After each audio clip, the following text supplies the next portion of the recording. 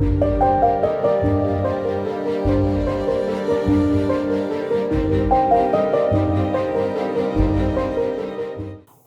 nature. You can see different kinds of plants around you. Do all plants have the same leaves? Do they have a similar structure and arrangement pattern?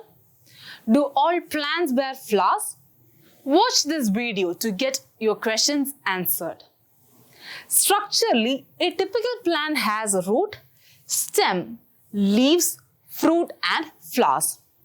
We will be focusing on leaves in this video. So, what comes to your mind if you think of green leaves? In my case, I will just think of the photosynthesis process, as leaves plays an important role in trapping sunlight for the production of food. If I ask you to describe a leaf in a single sentence, then how would you explain it? Generally, a leaf is a flattened structure attached to the stem which is lateral in nature. So, where do leaves locate on stem? They are seen in the nodes of the stem and bear a bud at their axil.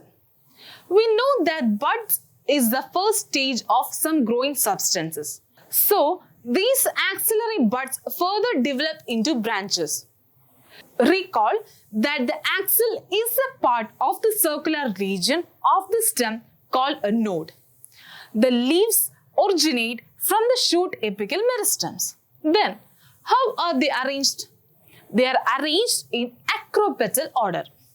Recall that acropetal order is a floral arrangement in which the new flowers are seen in the top region and the older flowers are at the bottom. So let us look at the meticulous structures of leaves now. Basically, a leaf consists of three parts: a leaf base, a petiole, and a leaf blade or lamina. Now, we will discuss each part in depth. The leaf is attached to the part of the stem with the help of a leaf base. We could say it is a point of attachment. In monocotyledons, the leaf base expands into a sheath covering the stem partially or wholly. In some leguminous plants, the leaf base may become swollen. Have you seen small outgrowths at the base of the leaf in dicots? Yes, they are termed stipules. These stipules fall off once the petiole starts growing. Hence, they have a protective function as well. Next, we will learn about petioles. Generally, it is the stalk of the leaf. Let us directly check the major functions. First, the leaf blade is held towards the light by the petiole, and secondly, the petiole raises the lamina high to the level of the stem, and it provides the utmost necessary exposure to sunlight and air. Now my question is, how will you distinguish a dicot and a monocot leaf structurally? It is just simple. Leaves of dicot plants are horizontal in position and they are dorsiventral, whereas leaves of monocot plants are in vertical position and isobilateral in appearance. The next part of the leaf is the lamina. It is a green, inflated and the veined portion of the leaf, also called the leaf blade. If you closely check a leaf, you can see the midrib, which is a distinct middle vein. And this middle vein produces lateral veins to become thinner, which in turn branch to generate veinlets. Can you recall the different processes that takes place through the green leaves? Yes, you are right. The list includes photosynthesis, gas exchange, transpiration, and other metabolic processes all takes place within the lamina. The shape, edge, apex, surface and extent differs with each plant. So now we have covered the basic structure of a typical leaf. Recall that the leaf has a middle vein and a thinner lateral veins. Venation describes the arrangement of vein and veinlets in the leaf lamina. So venation is of two types: reticulate venation and parallel venation. If you observe a rose leaf, Here you can see the veinlets organized into a network form, and there is no specific shape of network. And these are the features of reticulate venation. It is mostly seen in dicots and a few monocots. Whereas, if you check the banana leaf or a coconut leaf, you can see veins parallel to each other within a lamina. Monocotyledonous plants have parallel venation. Is it possible to characterize leaf? If the answer is yes, let us find it out. Observe a leaf of a hibiscus plant and the leaf of a rose or a neem leaf. Then what do you notice? In the first case, the leaf is attached directly to the tree bud, while in the case of rose plant, the leaves are not directly attached to the tree bud. Then what do you see in this picture? They have several leaflets attached to the stem via the petiole. And this difference makes us to learn the different types of leaves. So let us learn about simple and compound leaves. A simple leaf is one that has a single undivided lamina. A single leaf's lamina can be cut, but the cuts do not touch the midrib. The lamina can have a variety of incisions that might extend up to, past or close to the base or midrib.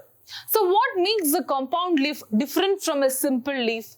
A leaf is called a compound leaf when the incision of the leaf blade goes down to the midrib or the rachis or to the petiole, so that the leaf is broken up into a number of segments, and these small segments are called the leaflets. Now, you need to recall that a bud is present in the axil part of the petiole. So these buds are present in both types of leaf, that is simple and compound leaves. Further, these compound leaves are divided into pinnate leaves and palmate leaves. Now let us check their features. What difference do you notice between a neem leaf, curry leaf and a papaya leaf? A neem leaf resembles a bird's feather. Here, the segmentation of the leaf is towards the midrib, so that they are split laterally by the midrib, called as rachis. If you look at the papaya leaf, all the leaflets are arranged in a common point, right? We could say that all leaflets are attached to the tip of the petiole. We have seen the different types of leaf arrangements, right? Here comes the next term, phyllotaxy. Phyllotaxy refers to the arrangement of leaves on a stem or branch. Do you know the importance of phyllotaxy? Obviously, it is to trap the maximum sunlight for food production. So now let's learn the different types of leaf arrangements. This is a picture of a part of a China rose plant. Here, you can see that one leaf arises from each node and leaves are arranged in alternate patterns. So our first type is the alternate type. Mustards and sunflower plants also exhibit alternate types of phyllotaxy. What if two leaves arise from a single node in opposite directions, as in the case of a guava plant? This is a kind of opposite type of phyllotaxy. If more than two leaves arise at a node and form a whorl, it is called a whorl type of phyllotaxy. Here, the leaves of one whorl generally alternate with those of the adjacent whorls in order to provide the maximum exposure. Alstonia is an example of this kind of phyllotaxy. Did you know that carnivorous plants like pitcher plant and Venus flytrap are modified, and they use their modified leaves as trap to capture insects? Now we will discuss a few modifications of leaf too. What is the purpose of modified leaves? Leaves of plants are modified to perform different additional functions in addition to their main function, which is photosynthesis. The first modification is the leaf tendrils.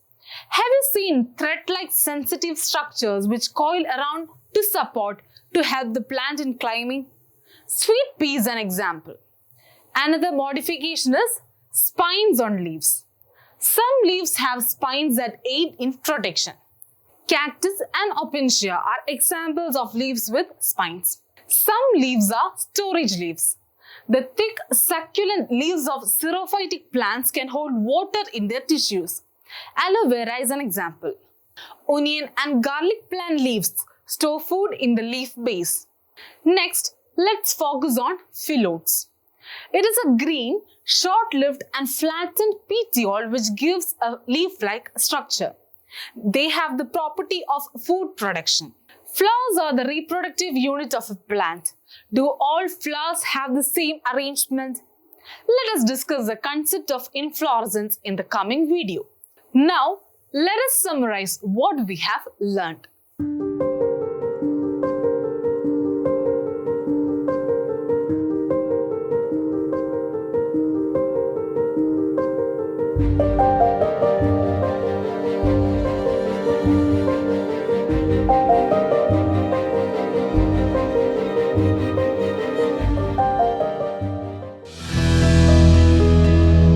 Manorama Horizon. Learning made simple.